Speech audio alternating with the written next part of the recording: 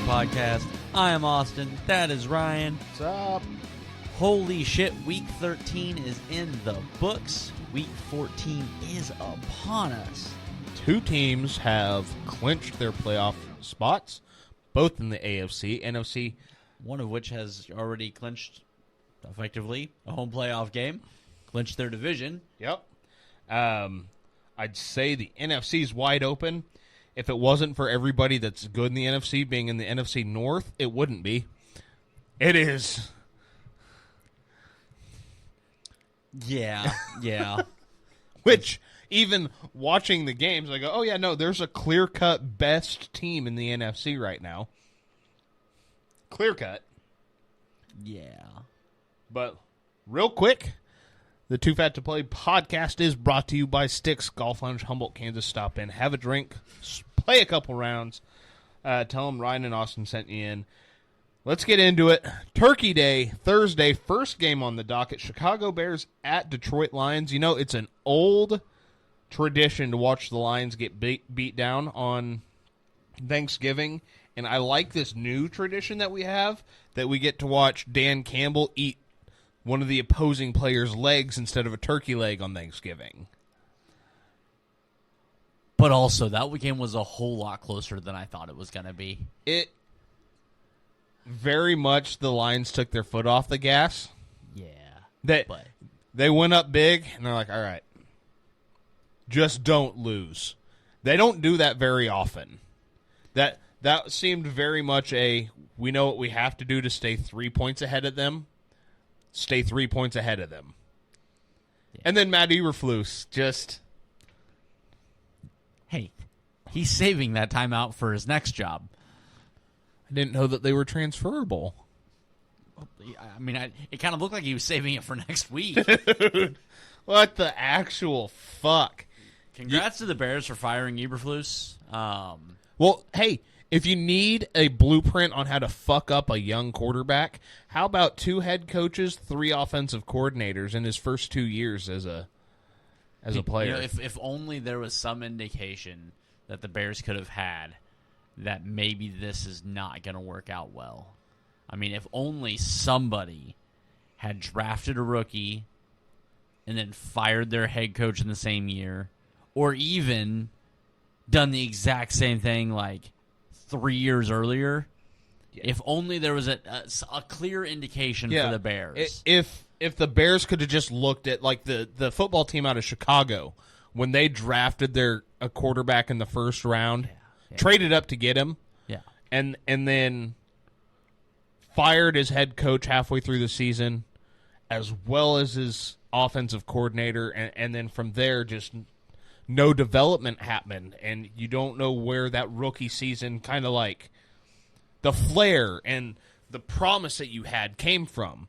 You know, the Bears should really look at what happened in Chicago. Like, was it about 3 years ago? Yeah. Well, I think. I mean, if you really wanted to look at it, you could probably go back to 2021.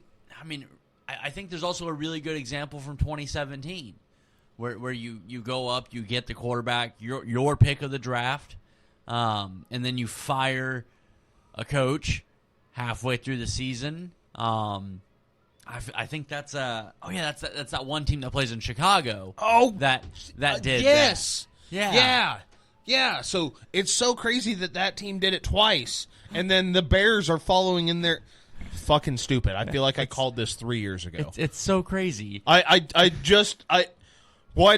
No, I do not believe that Caleb Williams has the leadership skills.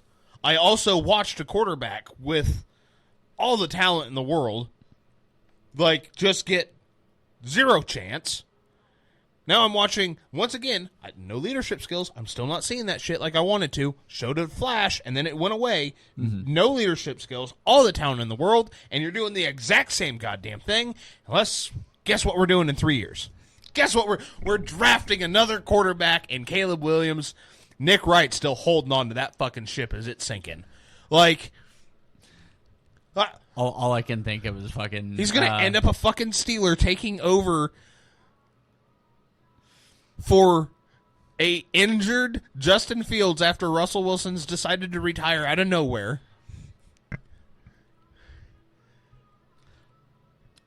all I'm just stuck with Phineas and Ferb stuck in my head was if I had a nickel for every time this happened, I'd have 3 nickels, but it's weird that it happened 3 times. Yeah, that's exactly right. But the Lions are the clear-cut best team in the NFC. Turned out to be a great game. I'm glad that they allowed the Bears to come back into it, but if they wanted to hang 40 on them, they would have. Oh my God! It just the first quarter alone showed you what team they are. Yeah. The last 3, they were like, ugh. We don't need to do this to win. If we need to start turning it back on, we will. Coast. We don't need to keep giving people tape. There's no need. Not against the Bears. And the Bears came storming back like they had something to prove. And unless you're a Bears fan or a Caleb Williams, like, truther, I guess, everybody's seen what was going to fucking happen. You lose in horrendous fashion for the 4th week in a row. I almost feel so bad for them. I don't. I said almost. It's fucking hilarious just to watch the fucking disaster unfold was well worth Thanksgiving Day. So dumb. God, just horrendous team management. And now their interim head coach sounds exactly like freaking Tomlin. It's funny. I kind of hope he sticks around because he same inflection and it just says dumb shit that sounds super smart. It's fucking fantastic. Giants at Cowboys. Another game that got out of hand early and turned out to be a really good one. What a fucking mess that one was, too. If it wasn't for Drew Lock's tipped pick 6 on the running back screen, this game would have been so much more fun because it felt like it got out of hand there. And then they just kind of stormed back. And I remember you and I were sitting there like, oh, all right, hold on. Easy on the pie. Hold on. We were watching something. Like... It wasn't good, but it was something. It was enough to go, oh, whoa, hold on. The Cowboys might fuck this up. I mean, that's a good enough reason. Yeah, it's Thanksgiving. The Cowboys could possibly lose. That's exactly what I need in life. I mean, don't get me wrong. Drew Lock made me go, oh, yeah, maybe that's why they started Tommy DeVito over him. But it wasn't good. No. But God damn it, I am here for the chaos. Oh, of the NFC East? Oh, God, yes. Yeah, absolutely. The Packers absolutely throttled the Dolphins. The Dolphins don't like cold weather. Who knew? Strange. Nobody could have ever saw that coming. Nobody called that. Not at all. Black Friday. It was almost very black in Kansas City. That was... Oh, my God. Like... Okay, so...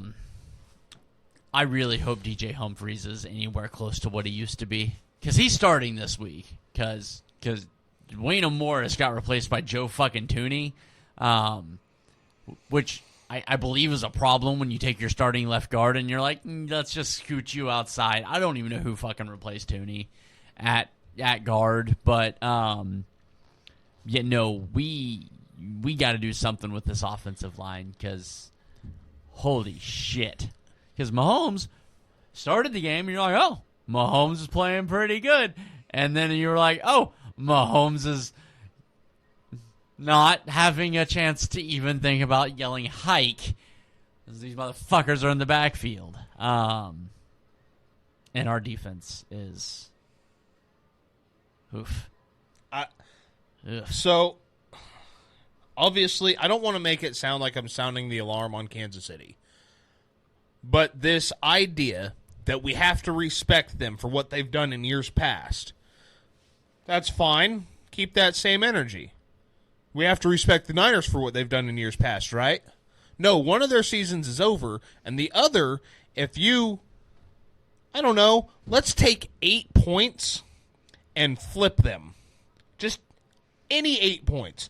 You could add like 8 fucking losses to their goddamn record. I know it's not quite 8, but you can add a fuck ton more losses. And then it's not the same team. I get it. One's getting all the shit to just go their way. By design or not. I'm not completely... Because I watched the ref come in. No, it's blown play dead. False start. And suddenly, it's not a false start on the field. I seen it. I was confused. What the fuck ever. It's happened for fucking 13 weeks. I can't even be upset about it. Also, the call was correct. It wasn't a false start. It was fucking false start on It can't live. be. It's not a false start. If the clock's running, it's a false start. With them spiking the ball and stopping the clock, that is illegal formation or whatever the fuck it was called. Like, per the rule book, it's correct. Regardless, I mean, what... So, we have to respect the Chiefs that they're just going to blow through the playoffs because of what they've done the last 2 years. I'm not fucking taking that. I've been watching other teams. Right now, if they catch the Chargers in the divisional round, they should be very fucking scared. If they're catching the goddamn Broncos at all, they should be very scared. If they're catching the Steelers, which don't ask me why I'm throwing the Steelers out there, because the Steelers are not better than the Chiefs. Making that clear. But the Steelers have one thing, and it's fucking just, I don't know. It's not even, they don't even get calls their way. So the question is, who's got more black magic, Mahomes or Mike Tomlin? Like, the Steelers aren't good. That is not a good 9-3 team. They're 9-3. I get it. Once again, the Chiefs are 11-1. I see the records. I see the teams that take the field. Those two teams, you don't want to play because it's just like, but again, like the only how the team, fuck? In the current playoff format, the only team that really scares me is fucking the Chargers. As they should. Like the Chargers, I worry about. I don't. Houston, I'm not worried about at this point. They Not are right now. They are destroyed. They are battered. And CJ is playing like dog shit the last several weeks. The Steelers, that's going to be an ugly fucking game, but I expect the Chiefs to win that game. The Ravens, I don't think can do anything. Ravens. I don't. Maybe it's misplaced. I don't fear the Bills. I believe in the Bills' ability to step on their own dick and cost themselves a game. See, I feel like that comes from the same place as having to blindly believe the Chiefs are just going to go through it. You have to take this year by year. This year, your record, once again, I said it fucking 6 weeks ago, your record is not always who you are. It's just your fucking record. We've seen a Steelers team. I'm watching the same fucking football. You can only keep stepping on your own dick before you start eating shit. Like, that's all the Chiefs have done. They haven't played good football. It's not complimentary football. It's lucky football. Lucky does not win the Super Bowl. Even that fucking Giants team that should not have been there, like, it wasn't all luck. The NFC Championship game was. There was a lot of luck. The NFC Champ. So the Super Bowl. The last two, yes. But to get in there, they beat really good teams up until the fucking muff punt, and then the muff punt, and then the muff punt against San Francisco. I have an issue with the playoffs. Oh, I know. I've watched. I can't be excited for a team that I do not believe is the best in the league. Now, maybe something happens in the playoffs like last year where the team just fucking kicks it on. Fine. You can also do that at 8-4. Like, I'm telling you right now today, there is no reason to believe in this Chiefs team like we have the last 2 years. Again, I think that's going to hinge very much on what DJ Humphries is. So they got away with it. What else does anybody want to say? Maybe you should not change your system for your rookie center driving down the field with a chance to win the game. Seemed like a bad time to do that. The Chargers eke out one against the Falcons. The Chargers had that game wrapped, and Jim Harbaugh fucking pulled back. But He had no reason to fucking keep air raiding. None. Right. When Kirk Cousins is handing you the football, it's okay, we'll do this 17 more times, dude. If you're going to keep floating it up, we'll just pick it off, march it down the field. If we have to kick a field goal, oh no. If we don't make it that far, we knocked 9 minutes off the fucking clock. Yeah. That was a smart football. That was the smartest football game I've ever seen coached. It was no need. There's no need for you to throw the ball. Don't even go out there to get yourself hurt. You're going to take the snap. You're going to hand it to that guy. And if nothing happens, you'll have it back in 2 minutes. Yeah. Yeah. And if it's longer than that, they've made the red zone. We'll pick it off there. Yeah. Like, after the third one, there's no need to, it's not going to stop. Those type of games, ask Jameis, they snowball. They snowball really bad, especially when Kirk Cousins is out there throwing dead ducks. Those ducks weren't quacking. They were hanging up at the fucking Chinese market is where they were. So the score was a lot closer than what the game actually was. Yeah. I actually didn't remember that game being that close score-wise either. So, Pittsburgh, Cincinnati. I'm going to let you fucking take this one.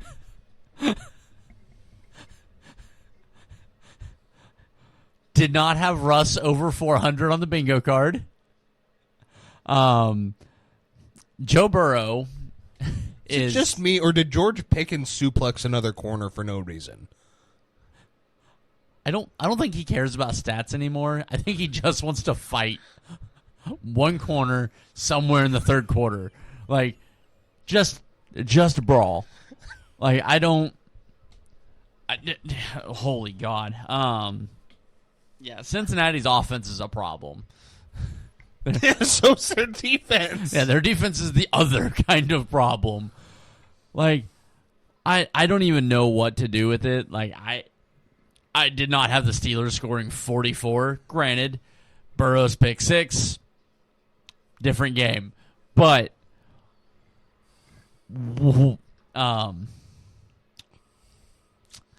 an impressive team that's 4-8.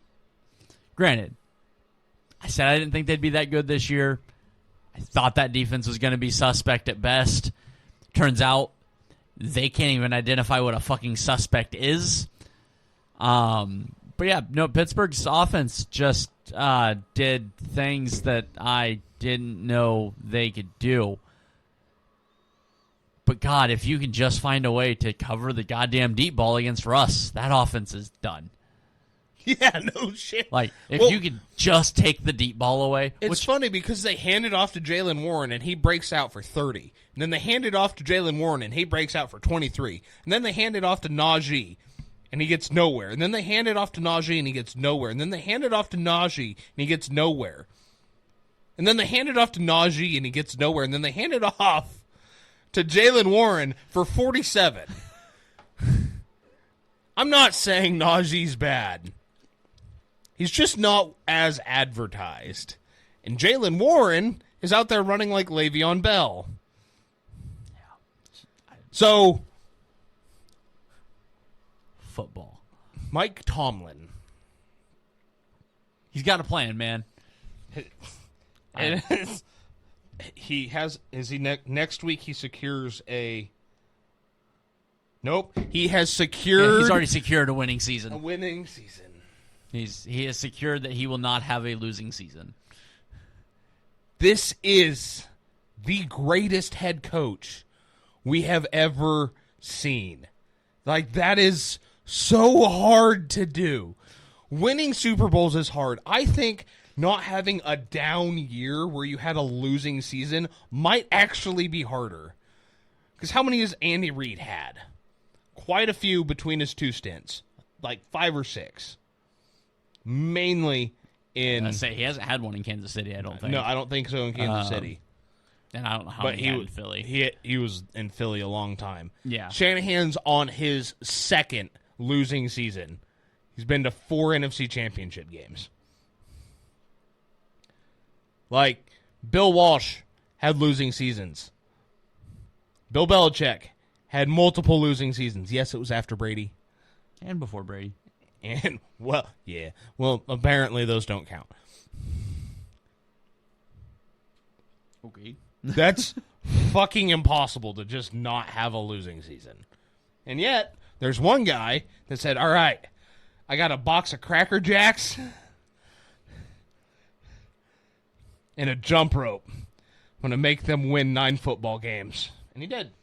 He has Russell Wilson, the same guy that took Walmart for $250 million. Nobody's stolen that much from Walmart since the city of Chicago. I don't think you can say that, but okay. Nobody's listening. All right. I have Andy Reid's stats here in front of me now. All right. So in 99, his first season. 99? Yes. Holy fuck. His first season as Philadelphia's head coach, he went 5-11. In 2005, he went 6-10. That's 500. That's 500. In 2012, his last year in Philadelphia, he went 4-12, which is his worst season as a head coach. And then in Kansas City, 11 wins, 9 wins, 11, 12, 10, 12, 12, 14, 12, 14, 11, and then 11. So he's had 3. He's had 3 since 1999.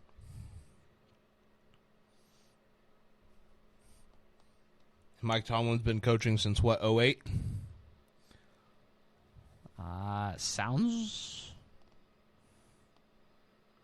Mike Tomlin... he's been there for 18 seasons. He's been there since 07. Oh, fucking 7. Jesus. If he goes 8 more years... I don't need him to go 8 more. Like, I don't need it. I'm convinced. Like, we've had this argument. It's not really an argument. We've had this conversation amongst ourselves multiple times. You have to put him... Like, you have to put him up there. Yeah. I don't think you can make the list without having him on it. Like, yes, I would like to see him get a second Super Bowl. Oh, absolutely. I think that helps secure that. But, dude, you're 18 seasons in as a head coach and you've never had a losing season. Like, you know, the Steelers haven't had a losing season in 21 fucking years.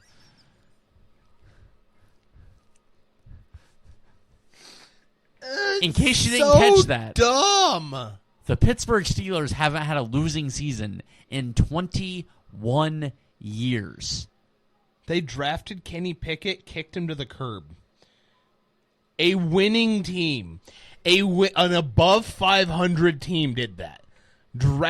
Traded up, drafted a quarterback in the first round. 3 years later, that guy's on his 3rd team.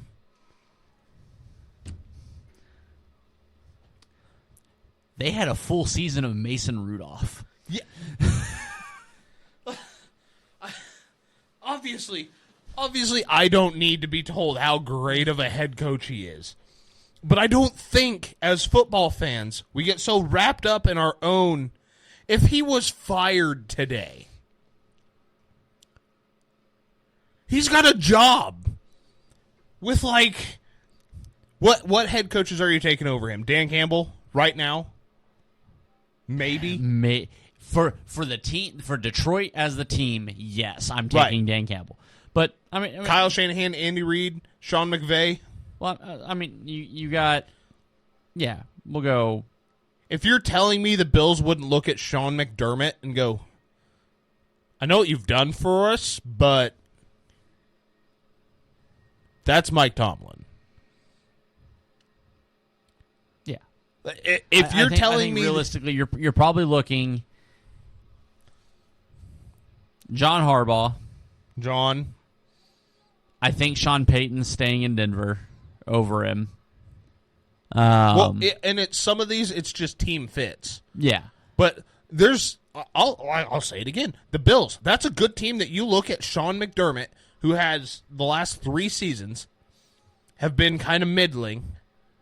You can't fucking perform on the big stage. Big games, you can't really perform. And you have that sitting there. Oh, Dallas is throwing the house at him. Miami, both New York teams. Yeah, Chicago. I mean, just looking at last week's slate of games, Chicago does, New York does, Dallas does. Miami might. Green Bay, kind of, I expect them to stay with LaFleur.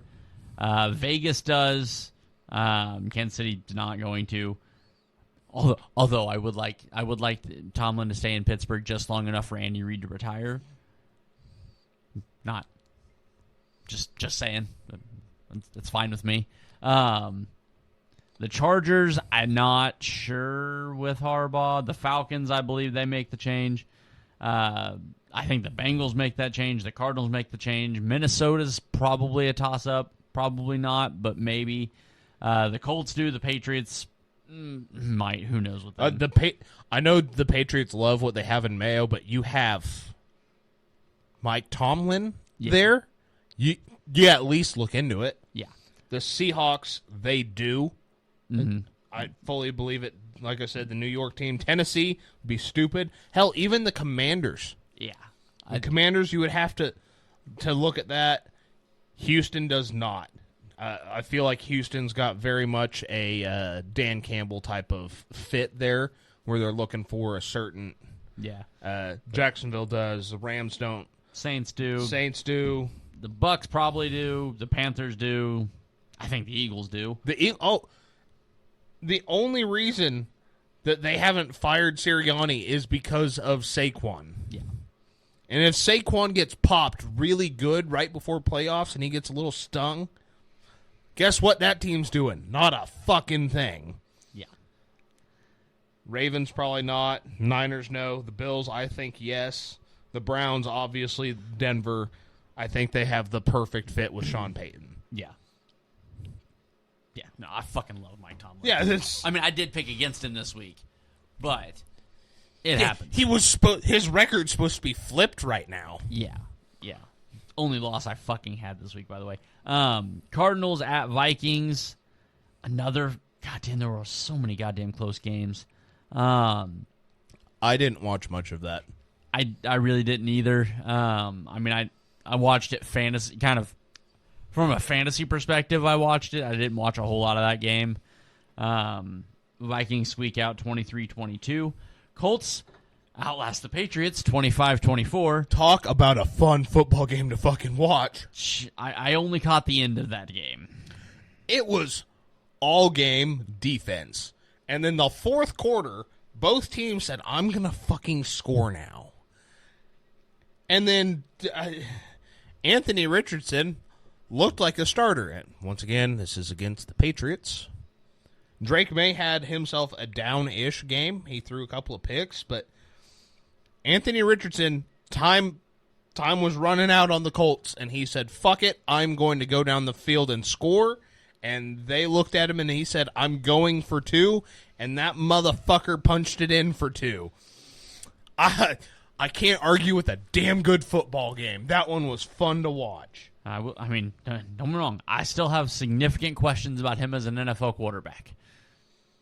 If you give me him at the goal line, I'm taking almost every quarterback out of the game.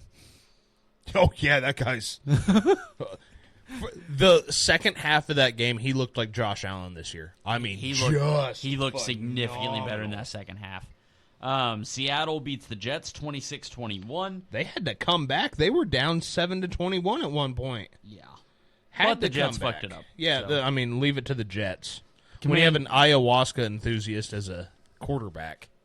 The Commanders absolutely throttle the Titans. The fact it's only 42 points when they had 28 in the first quarter. Yeah, I think they pulled back. Yeah. They pulled back. And Austin Eckler said, no, fuck this. I'm scoring again, and just kept running. And then got crushed. Yeah. And is now on IR. Yeah, no shit. Houston ekes one out against Jacksonville. And kills the quarterback.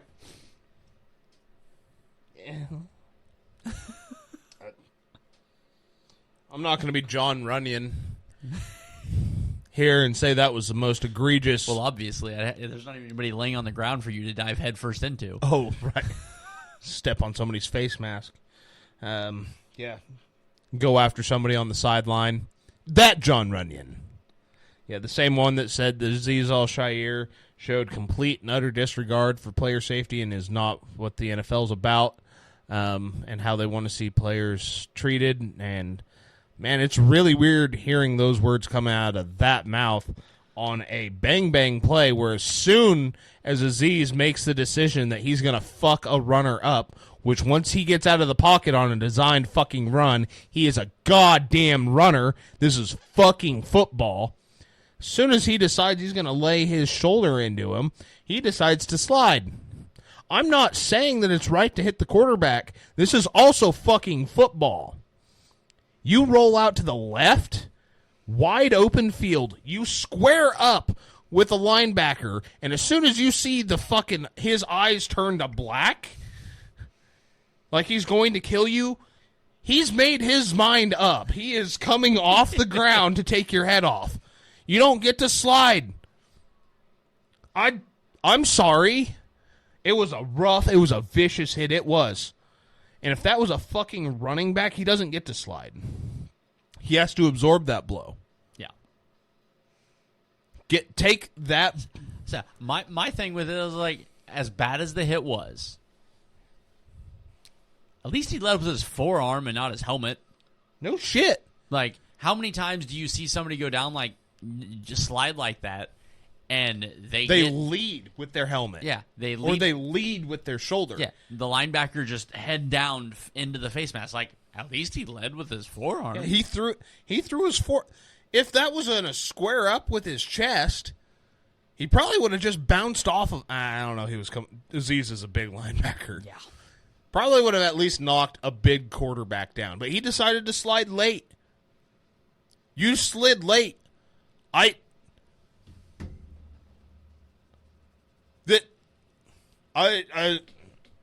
don't know.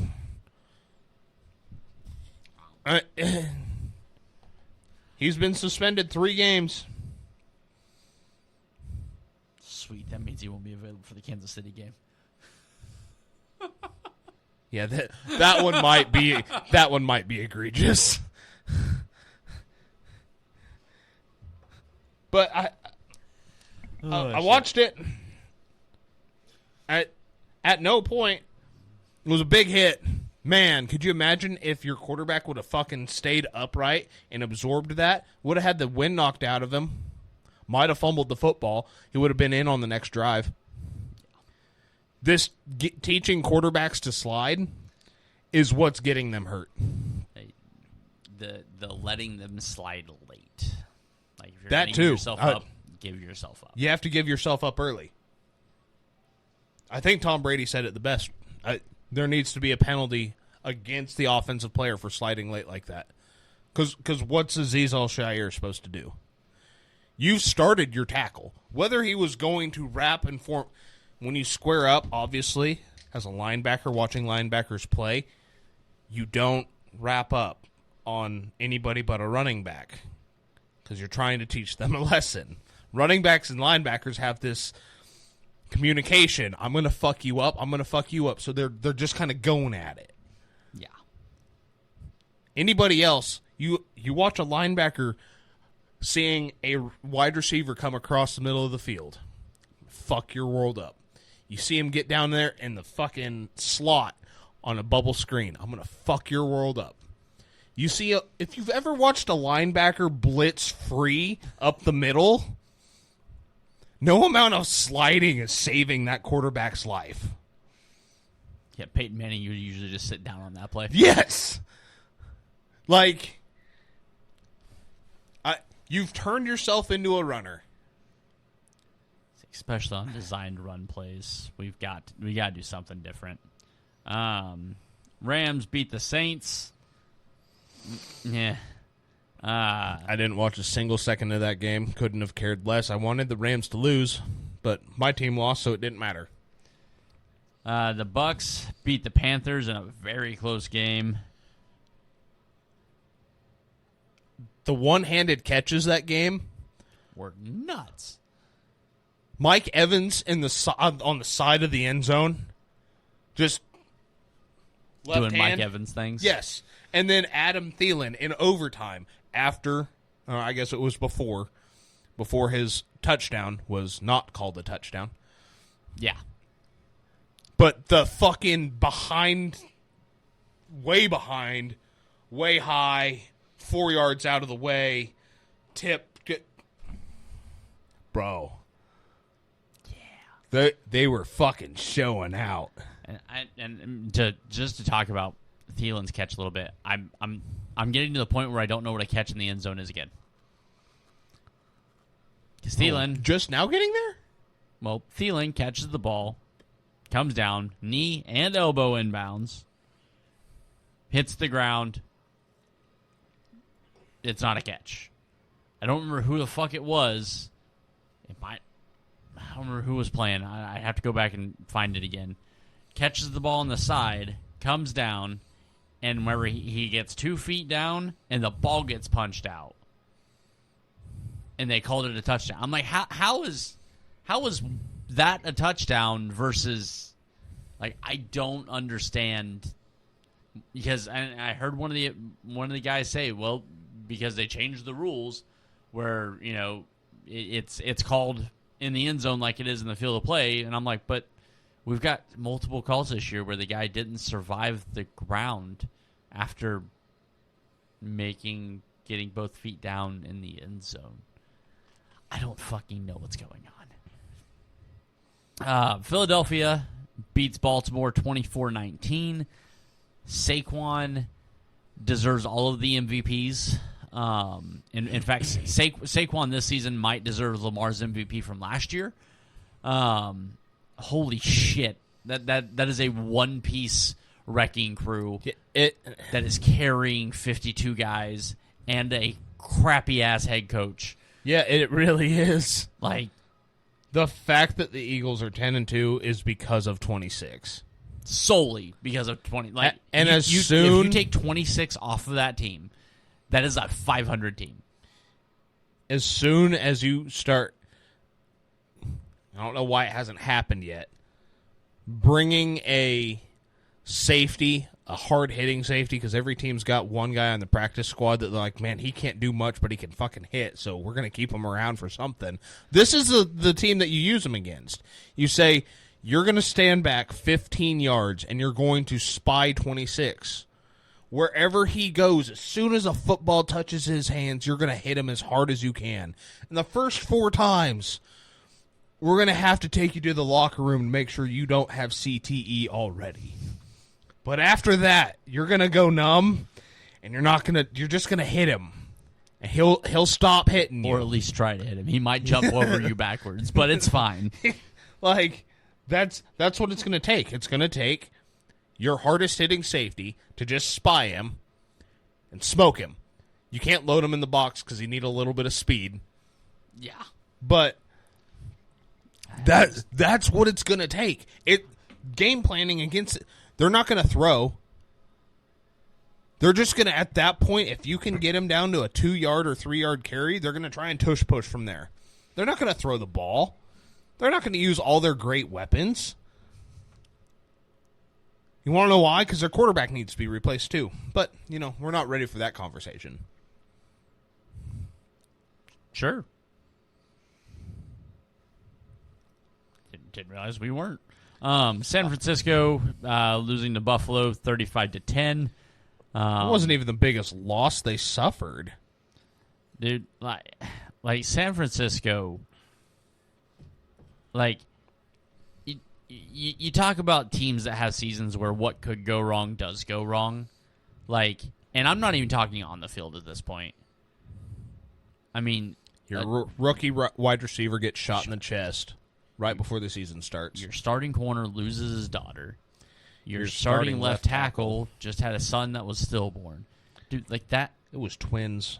They lost. I only saw one. They lost the first baby earlier in the pregnancy, and the Second one was stillborn. Like it is, like it's not football talk. It's not in like that is there are things you just don't overcome in a season, and that's very clearly that's what this season is with the 49ers. Yeah, there's also a lot of actual injuries, but dude, like I just. Yeah, hang it up, boys. Yeah, like just find whatever third stringers, whatever fucking CFL guys are looking just to get a shot. If you're important to the team, hang them up this year. Put your shit on the shelf. Go home. And come back next year because, like there's so much fight left in this. Your starting middle linebacker who is on a fractured ankle. I'm pretty sure it actually broke because he did leave in the middle of the first quarter to the locker room and came back. Mm-hmm. You don't get an injection right before the game starts to leave 7 minutes later to get another injection because it's hurting because it stayed the same. Yeah. They never said what it was for. We know what it was for. The fracture's now a break. I also watched on the fucking Josh Allen alley-oop play. He over-pursued.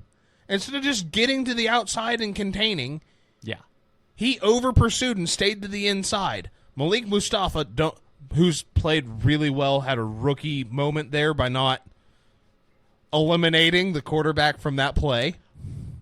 In his defense, most wide receivers don't lateral to the quarterback there. I agree. It's Josh Allen. Like, there's a couple quarterbacks in the league. I'm not going to do what Chris Collinsworth does. But Josh Allen's one of the few that, like, if he's sitting there within 3 yards, just go, ooh, I don't like that. Now here's a guy. Yeah. Well, and the Bills did exactly what they needed to. They were playing backyard football. Yeah. And for a minute, I thought the Niners might actually keep it close on the ground. Christian McCaffrey's PCL balls up like a goddamn fucking wad of paper. Jordan Mason is on IR. I'm not entirely sure what happened to him. The one touchdown scored was by their third running back, Isaac Guerendo, who, thank God, but I can't even blame Brock Purdy for this. He didn't have a full practice. He hasn't had one in 3 weeks. Yeah. You're going to tell me it was -4 fucking degrees with 2 foot of snow that he was ready to throw the ball around? No, he was 11 of 18. He threw it to where he could and went back and was like, thank God I don't need ice because this thing fucking hurts. Yeah. I mean, that is as many completions as Jalen Hurts had this weekend. And then game of the fucking week. Monday goddamn night. For reasons unknown, Browns-Broncos. Jameis. The full Jameis experience. There was not one thing missed. He had the pregame speech that had... The players were hyped, but everybody that like listened to it was like, what the fuck did he just say? To 400 yards. 6 touchdowns. Almost 500 yards. 497 yards. 6 touchdowns. 4 of them his own. I was like, no, that means 6 2 pick sixes. He had, was it 4 interceptions? 4 was it 3? It was 3 in the fourth quarter. I know that.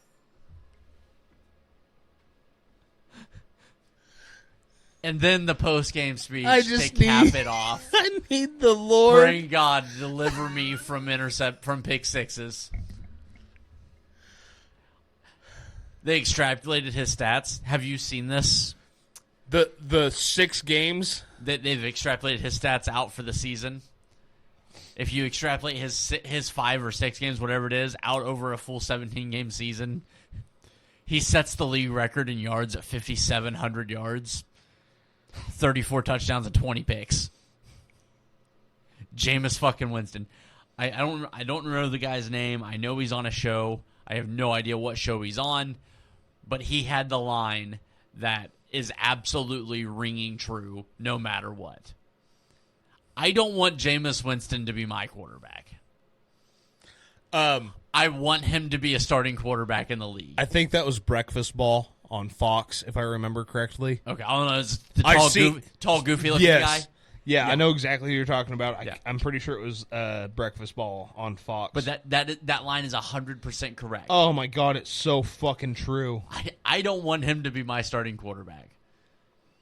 Like, there should be a rule that if you draft a quarterback number 1 overall, you have to start Jameis for that rookie season. Like, A, it protects your rookie quarterback. B, we get Jameis. Yeah, Or, I think it was Barstool came out and said if there's a primetime game, Jameis Winston is the backup quarterback for both teams.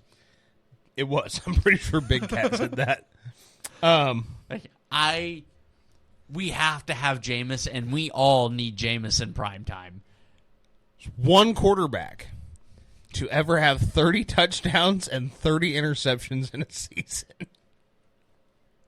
One. Over the last 15 years, I think it was 15 years, quarterbacks that go for 450 yards, 3 or more touchdowns. I know this stat because I just something else. The entirety of the NFL outside of Jameis Winston's happened 3 times in like the last 15 years. Jameis has done it 3 times. Here's the craziest thing, though. He got outplayed by a rookie quarterback. What was it, 130 yards combined on 2 touchdowns? 163 yards. The Broncos go 93 yards to the house, kick the ball off into the end zone. The Browns come out at the 30, and a first play from the line of scrimmage is 70 yards to the house for Jerry Jeudy. It was the greatest fucking sequence I've ever seen in my life. I had to go to bed early, but getting up this morning, because I went to bed right around halftime, and I had to shut my phone off because the NFL likes to give updates for their standalone games. Like, tune back in and watch. Their updates last night were like, they just went 167 yards to score. It's a 1-score game. They just went 14,000 yards to score. It's a 1-score game going the other way. And I'm like, I seen all of the notifications pop up this morning. I was like, what did I fucking miss? Throughout the day, lunch and my 2 breaks, I was watching highlights of this game, and a highlight reel shouldn't be just the game. It shouldn't be NFL replay going, no, there's no 5-minute highlight reel. Just watch the game. Yeah. It was incredible. Sean Payton said, all right, you want to use Jameis to get into a shootout? I know how Jameis works. I coached him for 2 years. Remember eating dubs? Yeah. That was me beating my head off of the locker.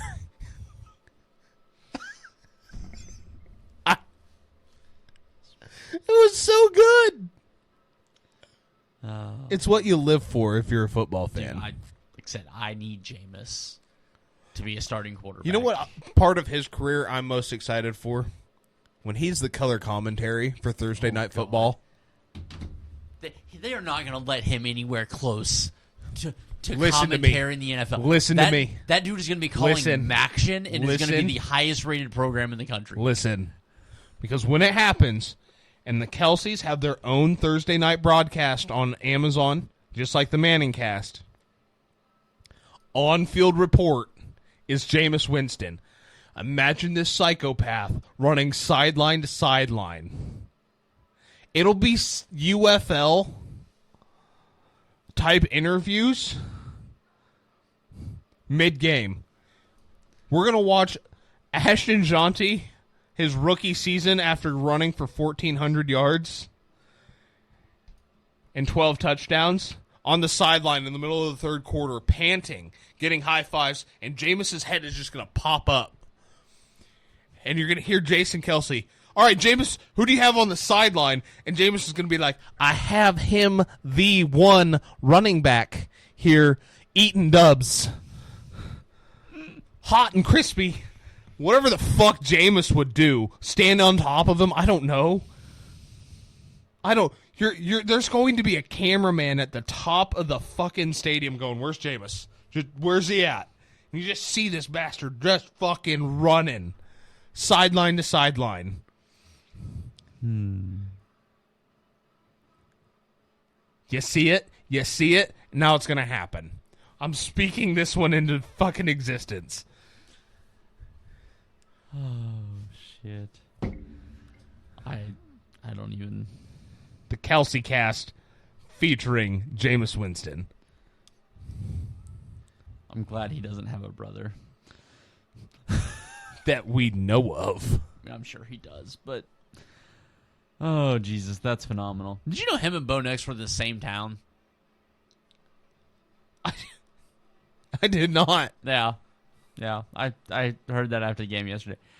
Fucking wild. Yeah, I fucking loved that game. Like, I was bowling last night. I looked up and I was like, huh, cool.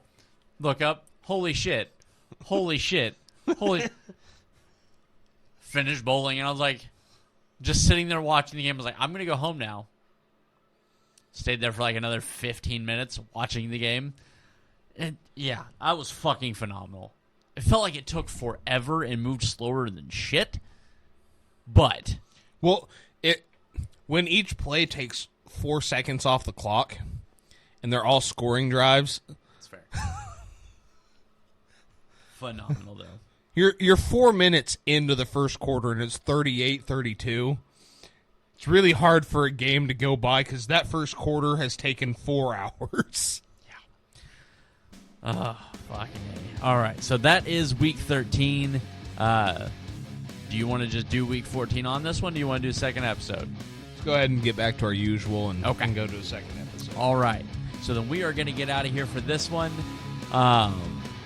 We will be back for our picks.